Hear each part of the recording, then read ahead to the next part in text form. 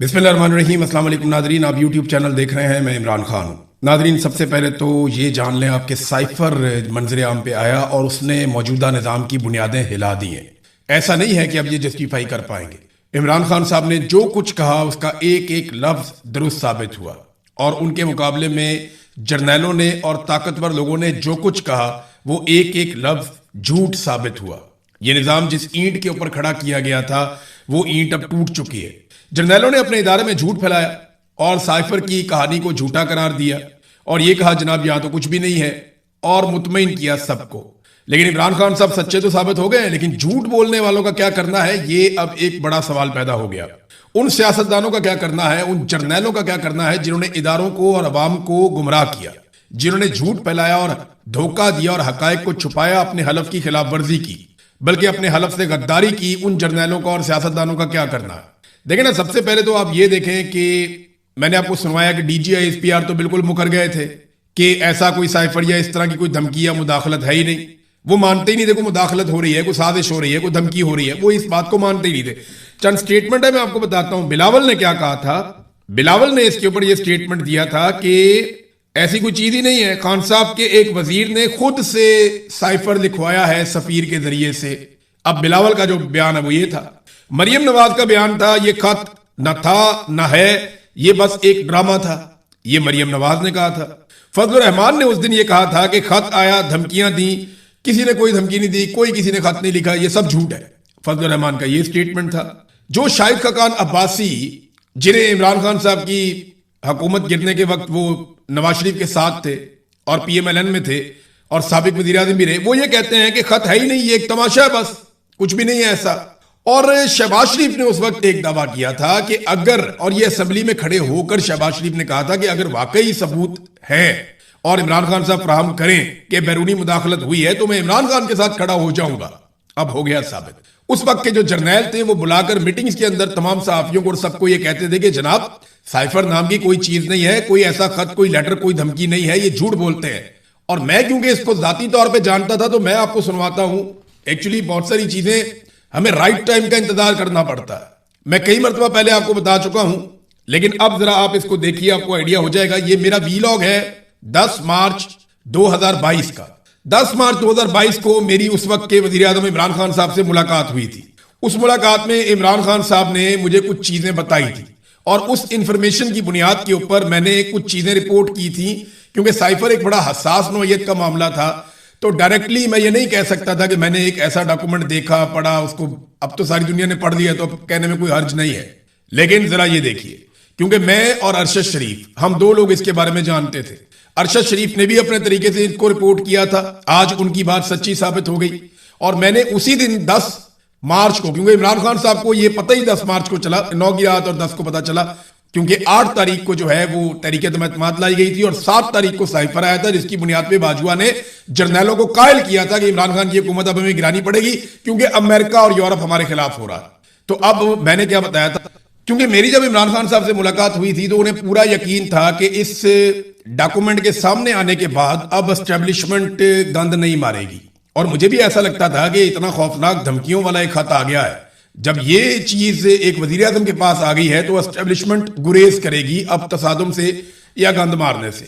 लेकिन हमें बिल्कुल आइडिया नहीं था कि इसके बावजूद इमरान खान साहब की हुकूमत गिराने के लिए ऐसे होछे हथकंडे अपनाए जाएंगे। और यहीं पे मैंने लफ्ज इस्तेमाल किया था जिसके ऊपर बाद में बहुत रोला पड़ा। इन्होंने कहा जनाब ये आप क्यों कहते हैं, तो ये लफ्ज पहली मरतबा इस दिन मैंने यहां इस्तेमाल किया था। ये भी 10 मार्च 2022 देखें जी, ये मैंने आपको 10 मार्च 2022 को बताया था कि रिजीम चेंज ऑपरेशन अमेरिका करता है और एब्सोल्युटली नॉट के बयानिए के बाद ये पाकिस्तान के गले में पड़ गया है। मैंने आपको ये भी बताया कि इमरान खान के पास एक सबूत है, एक ऐसी चीज उसके हाथ लग गई है कि वो अपोजिशन के गले में फंसा देगा और इमरान खान ने एग्जैक्टली वैसा ही किया। हाँ, ये अंदाजा हमारा इमरान खान साहब का भी उस वक्त और मेरा भी गलत साबित हुआ कि पाकिस्तान की मिलिट्री एस्टेब्लिशमेंट इस किस्म की बैरूनी मुदाखलत का हिस्सा शायद ना बने, और तब तो बिल्कुल ना बने जब सबूत वजीर आज़म के हाथ में लग गए हैं, लेकिन वो बने। उन्होंने इस साजिश का हिस्सा बनने की कोशिश की। अब एक बात तो साबित हो गई, साजिश भी थी, मुदाखलत भी थी और एक्सटेंशन की खारिश भी थी। लिहाजा ये अब किसी और चीज की जरूरत नहीं है, सबको समझ आ गई है और सच एक दिन सामने आ जाता है। इमरान खान साहब ने बल्कि मैं आपको सुनवाता हूं इमरान खान साहब ने कैसे ये जुमले बोले थे जब उन्होंने कहा था कि अल्लाह रब्बुल इज़्ज़त ने, इमरान खान ने कहा मेरा ईमान है कि मुझे ये जलील नहीं कर पाएंगे, और वो नहीं कर पाए। आज 4 साल के बाद इमरान खान साहब का जो सच है वो सबके सामने आकर खड़ा हुआ है। फजलुर रहमान ने कैसे इस बात का एतराफ किया कि जर्नैलों ने अमेरिका के कहने के बाद एक साजिश की और सबको बुलाकर कहा कि तहरीक अदम एतमाद को कैसे कामयाब बनाना है। ये फजलुर रहमान साहब इंकशाफ कर चुके हैं। जरा नदीम मलिक साहब के शो में उन्होंने क्या कहा था, इस मौके पर यह सुनना भी बहुत जरूरी है ताकि सारी कहानी जो है वो समझ आ जाए। ये सुने आप। तो जनाब ये देखें ना, फजलुर रहमान साहब ने भी एतराफ कर लिया कि हमने जर्नैलों के कहने के ऊपर, जर्नैलों ने हमें बुलाया, हम उनके साथ बैठे और उन्होंने हमें हुक्म दिया कि अब आपने तहरीक अदम एतमाद करनी है। और उन्होंने बाप पार्टी के लोग, बाकी पार्टियों के लोग, एमपीएम के लोग या इमरान खान की पार्टी के अंदर से तोड़े हुए एमएनएज वो इकट्ठे करके अपोजिशन को दिए कि जनाब अब आप हुकूमत गिरा दें इमरान खान की। और जनरल बाजवा और जनरल फैज का नाम लिया गया। जनरल नदीम अंजुम इसके अंदर पूरी तरह से शामिल थे, लेकिन जब फजलुर रहमान साहब ने ये इंटरव्यू दिया था उस वक्त नदीम अंजुम डीजी आईएसआई थे और ये बहुत जालिम आदमी थे। लिहाजा जो फजलुर रहमान साहब हैं उन्होंने गुरेज किया नदीम अंजुम का नाम लेने से। अगर आज वो इंकशाफ करेंगे तो वो नदीम अंजुम का नाम शायद जरूर लेंगे। नाज़रीन, तहरीक इंसाफ को अब तहरीक चलाने के लिए, हुकूमत को एक्सपोज करने के लिए, हुकूमत और एस्टेब्लिशमेंट को दीवार के साथ लगाने के लिए ऐसा मौका शायद पहले कभी नहीं मिला जो मौका उन्हें आज मिल गया है। अब उन तमाम किरदारों को, उन तमाम जर्नैलों को और सियासतदानों को बेनकाब करने का वक्त आ गया है जो धमका रहे थे, जिन्होंने ये कहा कि जनाब कुछ नहीं होता, ये तो है ही कुछ नहीं। बल्कि हम जब वज़ीर-ए-आज़म हाउस में मौजूद थे ना, आखिरी रात जब इमरान खान साहब की हुकूमत गिराई जा रही थी, तब इमरान खान साहब ने कोशिश की कि कुछ और सहाफ़ियों को बुलाकर भी साइफर दिखा दिया जाए। उन्होंने उसे महदूद पैमाने पर डी क्लासीफाई करवाया कैबिनेट के एक इजलास में, और वो दिखाना चाहते थे, लेकिन वहां पे जो फौजी मौजूद थे उनमें से एक ने, मैं, शहीद अरशद शरीफ और एक और जर्नलिस्ट हमारे साथ शायद साबिर भाई थे मेरे ख्याल में, हम वहां पे खड़े थे और उन्होंने आकर हमें कहा, एक फौजी ने, कि सर इट कैरीज वेट, कि सर ये बहुत वजनी है, आप इसको मत देखें। लेकिन वो नहीं जानता था कि हम में से कुछ लोग तो इसके बारे में बहुत कुछ पहले से ही जानते हैं। इमरान खान साहब वैसे भी 27 मार्च के जलसे में इसका पोल खोल चुके थे और उससे पहले 10 मार्च को इमरान खान साहब से मुलाकात के बाद मैंने अपने वीलॉग में वो सारा रिकॉर्ड बयान कर दिया था कि इमरान खान के हाथ में एक ऐसी चीज लग गई है, और वो आज मैंने आपके सामने दोबारा आपको सुनवा भी दिया। 4 साल लग गए इस सच को, इस हकीकत को सामने आने में। आज कासिम सूरी से माफी कौन मांगेगा? इमरान खान साहब ने जब सुप्रीम कोर्ट ऑफ पाकिस्तान में बात करना चाहिए, जब वो जेल में थे वीडियो कॉल के ऊपर, तो उन्हें जजों ने चुप करवा दिया कि साइफर के ऊपर बात ना करें। साइफर के मामला रद्दी की टोकरी में गया हुआ है। वो केस इमरान खान साहब के ऊपर साबित नहीं हुआ, लेकिन कभी मौलवी लॉन्च किए गए, कभी कुछ। इंजीनियर मोहम्मद अली मिर्जा साहब ने कहा कि इसमें इमरान खान कभी नहीं बचेगा। मैं जाती तौर पे जानता हूं, उन्होंने कहा था। और बहुत सारे लोगों ने बहुत सारी बातें की थी। यहां पे सहाफियों ने कहा कि अगर ऐसा कोई लेटर होगा तो हम सहाफत छोड़ देंगे, अगर ऐसी कोई तहरीर मौजूद है या कोई धमकी मौजूद है तो हम अपना काम छोड़ देंगे। लेकिन जर्नैलों ने जो जो कहानियां सहाफियों को सुनाई, मौलवियों को सुनाई, जहां जहां पे सुनाई, वो सारी झूठी साबित हो गई। किसी एक चीज में भी कोई एक हकीकत साबित नहीं हुई। तो ये है नाजरीन साइफर, जिसने बुनियादें हिलाकर रख दी हैं। और अब इस पे ये नहीं बात की जा रही कि साइफर के अंदर लिखा क्या हुआ है। किसी को खैरत नहीं आ रही कि पाकिस्तान को धमकियां दी गई थी, किसी को शर्म नहीं आ रही कि पाकिस्तान को जो है वो दीवार के साथ लगाया गया था और बाद में हुकूमत गिरा दी गई। सारे ये बात कर रहे हैं ये मंजर आम पे कैसे आ गया, ये बाहर कैसे निकला है। और भाई साइफर बाहर निकलना ज्यादा बड़ी बात नहीं है, पूरी दुनिया में डॉक्यूमेंट लीक होते हैं। बड़ी बात यह है कि एक खुद मुख्तार मुल्क, एक आजाद मुल्क, एक एटमी कुव्वत, उसके ऊपर एक secretary of the state level का छोटा सा आदमी जो है, वो डिप्टी सेक्रेटरी था, इस लेवल का आदमी जो है डोनाल्ड लू, वो हुक्म सादर कर रहा है कि अपनी हुकूमत गिरा दो, और यहां पे अपनी हुकूमत गिरा दी गई। असल बात यह है, इसके कंटेंट पे बात होनी चाहिए, इसको पढ़ें और शर्म करें। नाज़रीन, अब देखना यह है कि पाकिस्तान तहरीक इंसाफ इस मौके से फायदा उठा सकती है या नहीं उठा सकती। इमरान खान साहब का वो बयानिया जो कहीं पे अधूरा रह गया था, वहां पे अब ये लिंक सारे मुकम्मल हो गए हैं। अब इन पे क्या किया जा सकता है देखते हैं। हमारे जो जर्नलिस्ट हैं, दानिश्वर हैं, उनकी तवज्जो इस बात पे नहीं है कि पाकिस्तान के साथ ये मौजूदा रजीम क्या कर रहा है। वो अपनी रोटियां और अपने इश्तिहार पक्के कर रहे हैं। मिसाल के तौर पे यहाँ पे अंसार अब्बासी साहब ने एक कॉलम लिख दिया कि जनाब बहुत मुश्किल काम है जो मरियम नवाज ने कर दिखाए, यानी मरियम नवाज ने बहुत मुश्किल तरीन काम कर दिखाया। ये कॉलम लिख दिया अंसार अब्बासी साहब ने। अगर वो ये कॉलम ना लिखते तो मुझे कभी भी ये सोचने का मौका ना मिलता कि वो कौन से ऐसे मुश्किल काम है जो मरियम नवाज ने कर दिखाए। यानी वोट को इज्जत दो का नारा लगा के इन्होंने बूट को इज्जत दे दी, वाकई बहुत मुश्किल काम था। गुर्बत से खुदकुशियां करते हुए अवाम के सूबे में अय्याशी वाला महंगा तरीन जहाज खरीदना वाकई बहुत मुश्किल काम था। जिस सूबे में 1 करोड़ से ज्यादा बच्चे स्कूलों से बाहर, वहां महंगी तरीन गाड़ियां लेना, हद से ज्यादा प्रोटोकॉल लेना, वो वाकई बहुत मुश्किल काम है। अपने पूरे टब्बर समेत सारा इलेक्शन हार के जाली फॉर्म 47 के ऊपर सीटों पर ढिठाई के साथ कब्जा कर लेना वाकई बहुत मुश्किल काम है। एक सरकारी मुलाजिम फील्ड मार्शल को इज्जत, एहतराम और मर्तबे में अपने वालिद से भी आगे रखना, यह वाकई बहुत मुश्किल काम है। 5300 अरब की करप्शन के बावजूद ढिठाई से खोखले दावे करना वाकई बहुत मुश्किल काम है। मावरे अदालत हजारों लोगों को सीसीडी के हाथों कत्ल करवाना भी यह वाकई बहुत मुश्किल काम है, क्योंकि अदालत के जरिए तो यह काम नहीं हो सकता, मावरे अदालत ही करना पड़ेगा, तो मुश्किल काम है। कौम के अरबों रुपए अपनी और अपने बाप की तशहीर में झोंक देना, यह भी वाकई एक बहुत मुश्किल काम है। बैड गवर्नेंस और बदतरीन मुआशी कारकर्दगी दिखाने वाले सूबे की हुक्मरान होने के बावजूद बार बार अपनी सहेलियों और साथियों के साथ बैरून मुमालिक की सैर पर निकल जाना, यह भी बहुत मुश्किल काम है। तंदूर पे रोटियां लगाना तो बहुत ही मुश्किल काम है। यानी गैर मुल्की दौरे के अंदर कौमी मफाद में, कौम के वसी तर मफाद में तंदूर पे रोटियां लगाना और ब्यूरोक्रेट्स को, इवन चीफ सेक्रेटरी को वो झूठी रोटी खिलाना, ये तो बहुत ही मुश्किल काम है, बहुत मुश्किल काम है। ये काम कोई और नहीं कर सकता था। वाकई अंसार अब्बासी साहब ठीक कहते हैं, बहुत मुश्किल था उस्मान बुज़दार के शुरू किए हुए मंसूबों पे अपनी तख्तियां लगवाना, ये बहुत मुश्किल काम है। चादर और चार दीवारी का तकद्दुस पामाल करना, लोगों के घरों को तोड़ना, खवातीन को सड़कों पे घसीटना, उनको जेलों में भरना, ये बहुत मुश्किल काम है। अपने बहनोई को बाहर से बुलाकर सरकार के अंदर हिस्सा देना, ये भी वाकई बहुत मुश्किल काम है। बहुत सारे मुश्किल काम किए, मैं गिनवाना शुरू करूं तो ये पूरा वीलॉग इन मुश्किल कामों पे ही निकल जाए जो मुश्किल काम मरियम नवाज ने या इस खानदान ने कर दिए हैं। लेकिन अंसार अब्बासी साहब हमें याद दिलाते रहेंगे कि किस किस्म के मुश्किल कामों से वो मुतासिर हुए। बहरहाल ये हमारी सहाफत का खासा है, और ये एक तरह का आप समझ लें कि दरबारी होने का हमारा एटीट्यूड है कि हमें जो पसंद है ना उसकी सारी चीजें ही पसंद है, जो नहीं पसंद ना उसकी सारी चीजें हमें बुरी लगती हैं। भाई अगर कोई आदमी आपको पसंद है तो उसकी अच्छी चीजें आपको अच्छी लगनी चाहिए, बुरी चीजें बुरी लगनी चाहिए।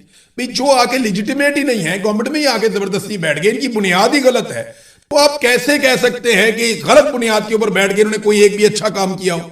आज तक आपने इस बात पे तनकीद नहीं की, आप खुलकर सामने नहीं आए कि जनाब आप चोरी करके आगे इक़्तिदार पे कब्जा आपने कर लिया है, आप तो लेजिटिमेट ही नहीं है, आप यहां बैठ ही नहीं सकते, आप घर जाएं अपने। आज तक ऐसा नहीं किया। एक तरफ नाज़रीन पाकिस्तान में दहशतगर्दी बढ़ती जा रही है, ये दहशतगर्दी के मजीद वाकयात रिपोर्ट हो रहे हैं। जनूबी वज़ीरिस्तान में बाजार में खौफनाक धमाका हुआ, एक अहम शख्सियत समेत 3 अफराद जाँ बहक हो गए, ये रिपोर्ट हो रहा है पाकिस्तान के मीडिया में। पुलिस के मुताबिक जनूबी वज़ीरिस्तान लोअर के सदर मकाम वादा बाजार में बारूदी मवाद का धमाका हुआ। इब्तदाई इतलात के मुताबिक धमाका खानजादा मार्केट के गेट के करीब पेश आया है, और जो लोग शहीद हो गए उनमें चीफ ऑफ अहमद जई, वजीर मलिक तारिक खान, मलिक सरफराज खान और यार गुल खेल जान शामिल है। लगातार दहशतगर्दी के वाकयात बढ़ रहे हैं, और बजाय इसके कि दहशतगर्दी को कंट्रोल करें, पाकिस्तान की इंटेलिजेंस एजेंसियां वो सहाफियों को बुलाकर धमका रहे हैं कि आपने दहशतगर्दी के मामला में बात नहीं करनी, आपने इसको डिस्कस नहीं करना, बल्कि आप अपनी तवज्जो रखें पिंकी मंशियात फरोश की तरफ, उधर जाओ, जाके उसको रिपोर्ट करो। वाना और वजीरिस्तान में या मीर अली में या तीरा में कितने लोग शहीद होते हैं, उन्हें कैसे मारा जाता है, कोई ड्रोन चलता है, कोई मॉर्टर गोला गिरता है या कुछ भी होता है, उसके ऊपर आपने बात नहीं करनी। जबरी तौर पे गुमशुदा हो जाते हैं लोग, उस पर आपने बात नहीं करनी। वहां गवादर यूनिवर्सिटी के प्रोफेसर चांसलर वो अगवा हो रहे हैं, जबरी तौर पे उनकी गुमशुदगियां हो रही हैं, उसके ऊपर बात नहीं करनी। यहां एक मंशियात फरोश औरत ने एक जुमला बोल दिया, इसके ऊपर सारा मीडिया पहुंचा हुआ है। यह है पाकिस्तान की इंटेलिजेंस एजेंसियों की धमकियों का नतीजा। पूरे पाकिस्तान का मीडिया जो है वो उस तरफ मोड़ देते हैं जहां उनका दिल करता है, वरना वो इश्तिहारों का रुख कहीं और मोड़ देते हैं, और जो बात नहीं सुनता उनको जेलों में भी डाल देते हैं, बल्कि फैमिलियों को भी तंग करते हैं, कारोबार भी तबाह कर देते हैं। अब नाज़रीन सबसे आखिर में एक और डेवलपमेंट है, और डेवलपमेंट ये है कि पाकिस्तान ने ईरान की जानिब से मिलने वाली नई तजावीज़, ये 14 तजावीज़ बताई जा रही हैं, ये अमेरिका को पेश की हैं ताकि जंगबंदी मुस्तकिल हो सके और खित्ते का जो मसला है वो हल हो सके। तो ये पाकिस्तान ने किया है और अमेरिका को पहुंचाया सारा मामला। लेकिन डोनाल्ड ट्रंप ने इसके ऊपर एक ट्वीट किया है, वो ये कह रहे हैं कि ईरानी हर वक्त चीखते रहते हैं और वो एक डील साइन करने के लिए मरते जा रहे हैं, लेकिन जो पेपर वो हमें भिजवाते हैं वो इस तरह के हैं जिन पे हम मुत्तफिक नहीं हो सकते। तो मैं उन्हें कहता हूं कि क्या तुम पागल हो? ये जनाब डोनाल्ड ट्रंप ने स्टेटमेंट दिया है।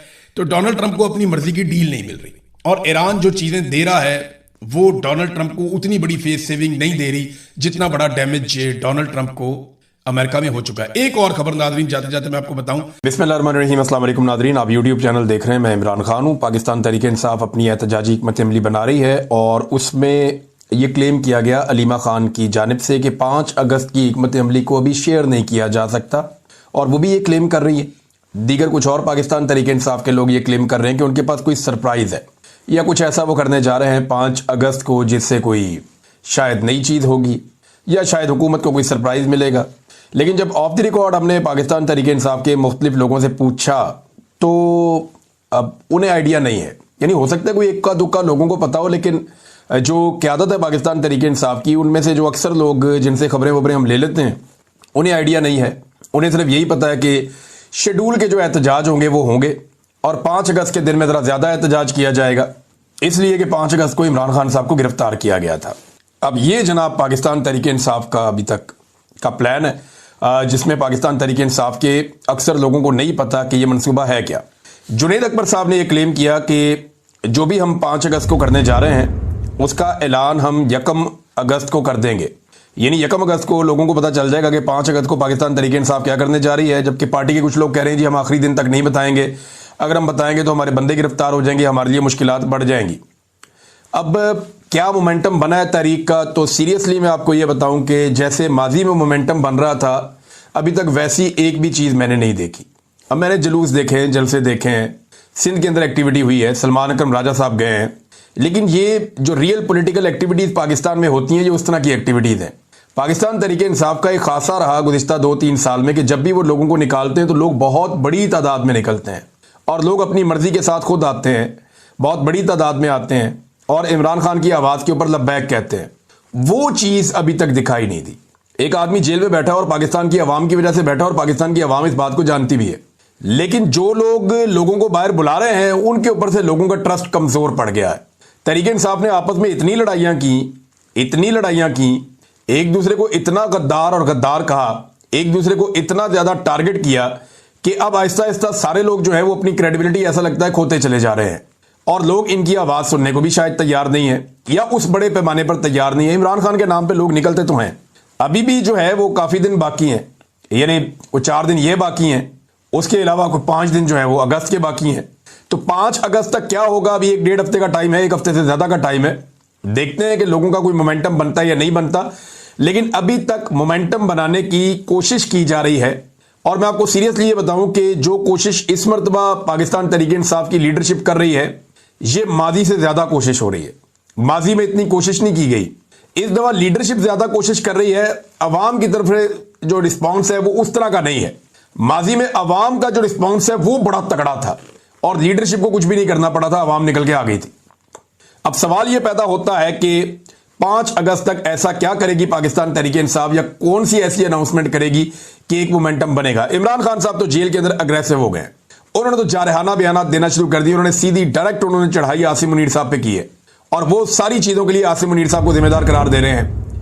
मैंने आपको इमरान खान साहब का स्टेटमेंट पढ़ के सुनाया, तो कोई भी कभी भी किसी फील्ड मार्शल या आर्मी चीफ के खिलाफ जेल में बैठा हुआ हुक्मरान कभी ऐसा नहीं बोला जैसा इमरान खान साहब बोल रहे हैं। हत्ता कि जुल्फिकार अली भुट्टो के बयानात भी हैं, लेकिन मोहतात बयानात थे।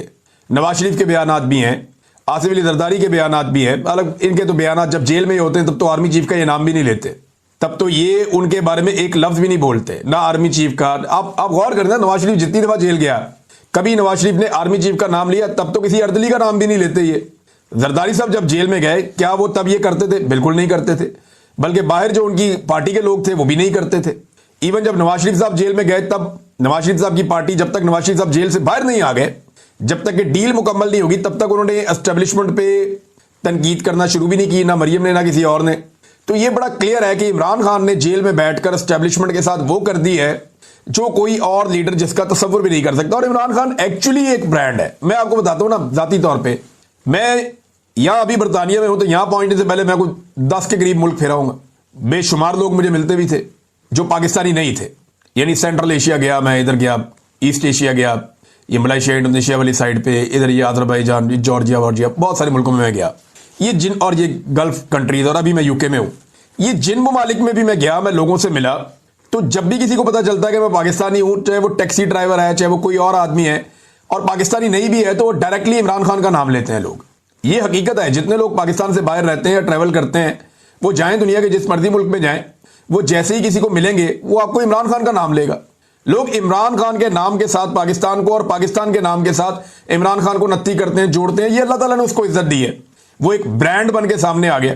मुझे एक आदमी नहीं मिला इस लंबे चौड़े टूर के बीच में या इससे पहले भी कभी, जो अयूब खान को जानता हो, याया खान को जानता हो, जो ज़ियाउल हक को जानता हो, जो परवेज मुशर्रफ को जानता हो, जनरल कमर जावेद बाजवा को जानता हो, फील्ड मार्शल है आसिम मुनीर, इनको जानता हो। कोई नहीं मिला मुझे। हाँ, मुझे हर मुल्क में ऐसे बंदे बेशुमार मिल जाते हैं जो पाकिस्तान का नाम ले तो इमरान खान को जानते हैं। तो इमरान खान जो है वो एक बड़ा ब्रांड है। हालांकि फील्ड मार्शल होने के बावजूद आसिम मुनीर साहब ने मुलाकात की, जाके खाना खाया डोनाल्ड ट्रंप के साथ, तो डोनाल्ड ट्रंप भी आसिम मुनीर का नाम भूल गए। लेकिन जब भी कभी आप डोनाल्ड ट्रंप के सामने जिक्र करेंगे तो इमरान खान का नाम उन्हें फौरन याद आ जाएगा। तो इमरान खान एक्चुअली कद में इनसे बहुत बड़ा है सबसे, और यही प्रॉब्लम है पाकिस्तान की मिलिट्री एस्टेब्लिशमेंट की कि एक आदमी हमसे ज्यादा कद में बड़ा कैसे हो गया। हीरो का जो स्टेटस है वो तो हमारे पास था हमेशा से, ये आदमी कौन आ गया जो हमारी जगह पे हीरो बन रहा है।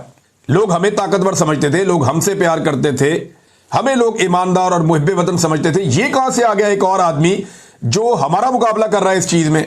तो बजाय इसके कि उसको बर्दाश्त करते, मिलिट्री एस्टेब्लिशमेंट ने रिएक्ट कर दिया, और वो रिएक्शन अब आप देखें कहां ले आए उनको। वो जितना इमरान खान को मारते हैं उनकी अपनी मकबूलियत उतनी ज्यादा फारिग हो जाती है, और ये उनके साथ लगातार होता चला जा रहा है, होता चला जा रहा है। इमरान खान साहब से ऐसा लगता है पूरा निजाम बदला ले रहा है, मिलिट्री एस्टेब्लिशमेंट भी बदला ले रही है, ब्यूरोक्रेसी भी बदला ले रही है। ये जितनी सियासी जमातें हैं ये जानते हैं कि जिस दिन ये इक्तदार से निकले ये जेलों में जाएंगे। इन्होंने इलेक्शन चोरी किया हुआ है, इन्होंने करप्शन के ऊपर एनआरओ लिया हुआ पूरा का पूरा, इन्होंने अपने केसेस खत्म करने के लिए कवानीन बदल दिए हैं। जिस दिन पाकिस्तान में ताकत का तवाज़ुन दूसरी तरफ गया, ये सारे जेलों में जाएंगे। और जैसी जेल इमरान खान साहब को इन्होंने गुदरवा दी है, जो इन्होंने एक पैटर्न सेट कर दिया जेल का, ये मैं आपको बता रहा हूं कि एक आम से आम जो पॉलिटिकल वर्कर है ना, उसने भी इतनी मुश्किल जेल नहीं काटी जो इन्होंने इमरान खान के साथ करवा दिया है। कैद तन्हाई बहुत बड़ी कैद होती है। आप बाकी कैदियों के साथ बैठे, वहां पे जेल में कैदी आपस में ताश खेल रहे होते हैं, लूडो खेल रहे होते हैं, बातें कर रहे होते हैं, उनका टाइम पास हो रहा होता है, खाने एक दूसरे के साथ शेयर कर रहे होते हैं, कोई इधर की गप सुनाता है, कोई उधर की गप सुनाता है, टाइम का पता नहीं चलता। लोग काफी टाइम जेलों में गुजार देते हैं। लेकिन जब आप अकेले जेल के अंदर आपको बंद कर दिया जाए, तनहा कर दिया जाए जेल, और उन्होंने शाया कर दिया साइफर, उसके ऊपर रोला पड़ गया कि ये निकला कहां से। कुछ लोगों ने कहा कि जी पाकिस्तान तहरीक इंसाफ के पास जो था इमरान खान साहब के पास, ये उसकी कोई कॉपी है। कुछ ने कहा जी कि किसी और ने ये कर दिया है। कुछ कह रहे हैं कि हुकूमत के किसी इत्तेहादी ने ये कर दिया। हर एक अपनी अपनी कहानी सुना रहा है, लेकिन इसके ऊपर कोई बात नहीं कर रहा कि पाकिस्तान को धमकी लगाई और पाकिस्तान के अंदर एक बनी बनाई हुकूमत जर्नैलों ने गिरा दी। देखिए, इमरान खान ने एक बड़ा बुनियादी नुक्ता पूछा था, और वो ये पूछा था कि साइफर में अमेरिका मुखातिब किसे कर रहा था। यानी अमेरिका ने ये कहा कि इमरान खान साहब की हुकूमत गिरनी चाहिए, और अगर उनकी हुकूमत गिर जाती है तो सारा कुछ ठीक हो जाएगा, नहीं गिरती तो तुम्हारे लिए हालात सख्त हो जाएंगे। वो क्या कहा मैं ये आपको बताता हूं। जो पाकिस्तानी सफीर थे उन्होंने जो लिखकर भेजा वो ये है। He said that I think if the no confidence vote against the prime minister succeeds, all